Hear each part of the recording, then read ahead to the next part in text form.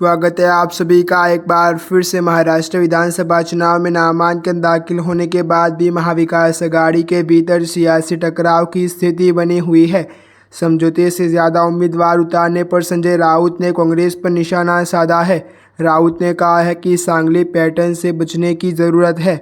दरअसल लोकसभा चुनाव 2024 में सांगली सीट शिवसेना को मिली थी, लेकिन कांग्रेस के बागी विशाल पाटिल यहां से मैदान में उतर गए। विशाल की वजह से इस सीट पर शिवसेना तीसरे नंबर पर पहुंच गई। चुनाव बाद विशाल कांग्रेस में आ गया। शिवसेना के प्रवक्ता संजय राउत ने कहा है कि अभी दलों ने गठबंधन धर्म का पालन नहीं किया है। कई ऐसी सीटों पर भी उम्मीदवार उतार दिए गए हैं जहां समझौता हो गया था। हालांकि नामांकन वापस लेने का वक्त अभी बचा है। हमारी कोशिश है कि सबको मनाया जाए। राउत ने कहा कि 90% सीटों पर आपसी समझौता हो गया है, लेकिन 100% सीटों पर तकरार है। हम इसे सुलझाने में लगे हैं ताकि सांगली का पैटर्न फिर से न दोहराया जाए। राउत ने इस दौरान देवेंद्र फडणवीस पर भी निशाना साधा।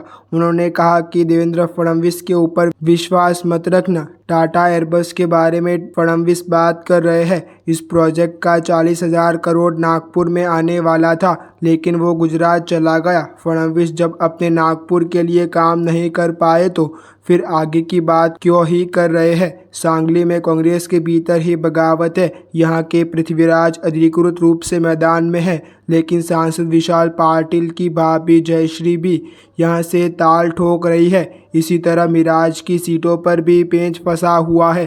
कांग्रेस और शिवसेना के बीच विदर्भ और मुंबई की सीटों पर भी पेंच फंसा हुआ है। रामटेक सीट पर उद्धव ठाकरे और कांग्रेस दोनों ने उम्मीदवार उतार दिए हैं।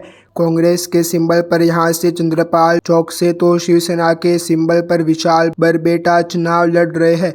इसी तरह नासिक मध्य सीट पर भी उद्धव की सेना और कांग्रेस दोनों ने उम्मीदवार उतारे हैं। शिवसेना ने यहां बसंतराव गीते को सिंबल सौंपा है। कांग्रेस की टिकट पर गुलाम घोष मैदान में उतरे हैं। बांद्रा पूर्व सीट पर भी कांग्रेस और शिवसेना दोनों ने उम्मीदवार उतार दिए हैं। कांग्रेस ने यहां से अर्जुन सिंह को सिंबल दिया है।